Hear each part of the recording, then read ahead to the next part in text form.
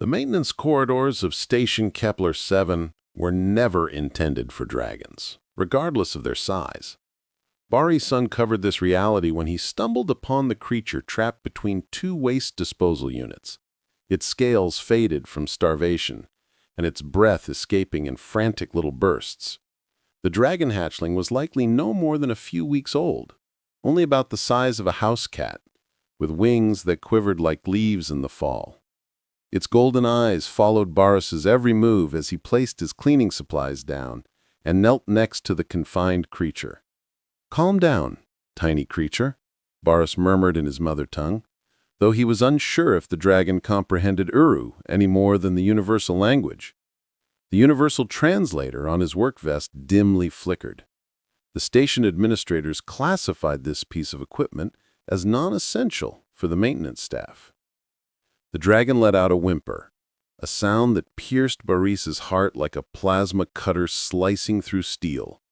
Over the 3 years since humanity became a part of the Galactic Federation, he discovered that dragons ranked among the most prideful species in the universe.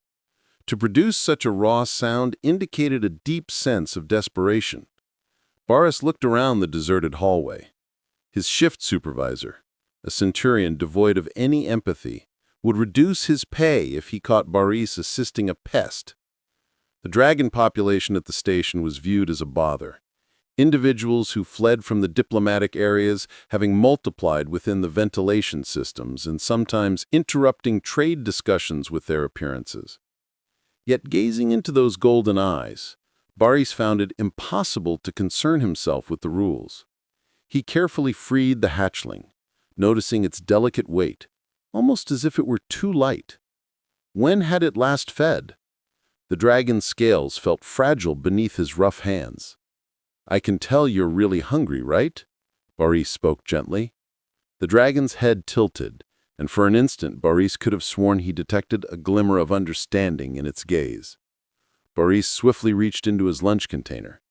Inya had prepared his favorite today, his grandmother's recipe for biryani, aromatic with cardamom and saffron, filled with tender meat. He had been craving it all morning, yet the dragon's necessity surpassed his appetite.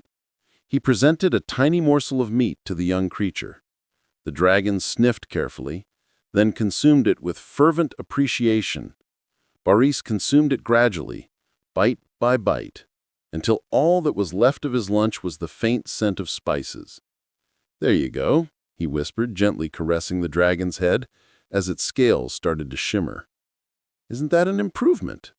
The dragon emitted a sound reminiscent of silver bells, gently nuzzling Boris's hand before vanishing into a ventilation grate with a burst of energy. Boris went back to his responsibilities, his stomach rumbling, yet his heart was content. It was a simple act of kindness, the kind that occurred countless times throughout the galaxy, often going unnoticed. The following morning, Boris was taken aback to find the Dragon Emperor himself standing at his door. Inya almost spilled her tea when she opened the door to their small apartment and saw the imposing figure standing in the corridor. The Emperor towered at almost 3 meters in his humanoid shape. Scales transitioned from rich emerald to shimmering gold, reflecting the artificial light. His eyes, wise and timeless, gazed at her with unexpected tenderness.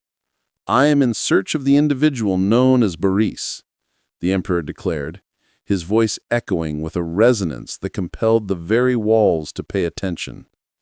Inya softly called for her husband, her voice just a faint murmur. She had learned about dragon emperors in school, entities of great power who governed entire star systems, whose commands could shift fleets or bring down governments. What could a being like that possibly want with a station janitor? Boris stepped out of the bedroom, clad in his sleepwear, and came to a standstill. The Emperor's presence enveloped their small living area like condensed starlight. "Your Imperial Majesty," Boris said, struggling to execute a bow that felt awkward in the cramped space. "You fed my youngest daughter yesterday." She found herself adrift, having become separated from her escort amidst a diplomatic visit. "The security footage captures you handing her your own meal." Boris felt a dryness in his throat. Had he broken some law? Meddled in dragon politics? I had no idea, she continued, his voice heavy with the burden of countless worlds. Dragons, as you might understand, cannot endure for long without the essential nutrients during their initial months of existence. Had it not been for your kindness, she would have met her end in those maintenance tunnels. The quiet lingered between them, as if time had paused. You are Baris Ahmed, a maintenance worker, level 7, Section C. Married to Inia Ahmed, previously known as Inia Qureshi, from the educator class. No children at the moment, but looking forward to it.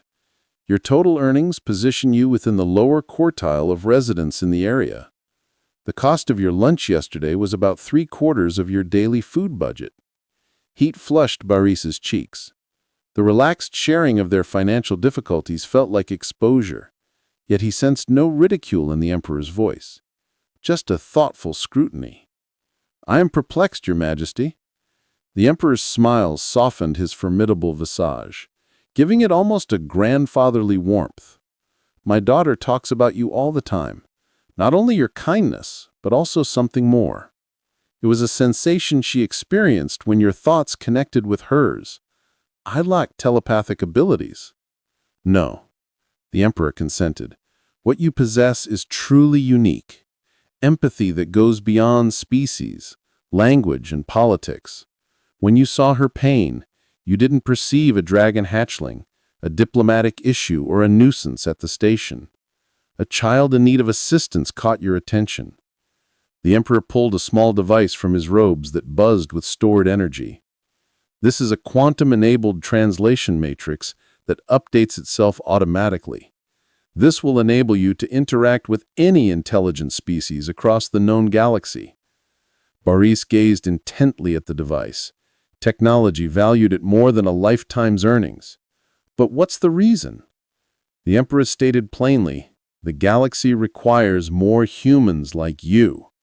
My daughter is alive today because a maintenance worker opted for kindness instead of strict rules, and generosity instead of looking out for himself. These decisions transform the universe in ways that conflict and governance never could. He set the device into Baris's shaking hands. I am launching a new initiative, a cultural liaison working closely with my diplomatic team.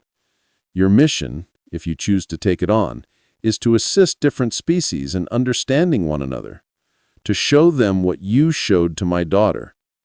Inya moved ahead. Her teacher instincts identified an opportunity. What about the salary? The Emperor's eyes sparkled with a mischievous glint. Enough for you to welcome the children you've been wishing for, and maybe to enjoy a few extra meals with weary travelers. As the Dragon Emperor got ready to leave, he stopped at their door.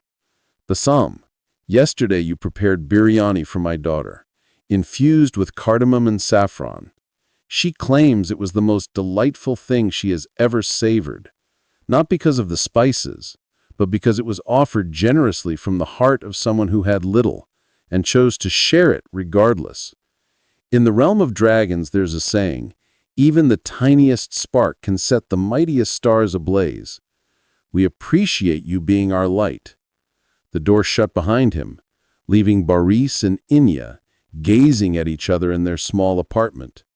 A simple act of kindness to a hungry child transformed their lives forever.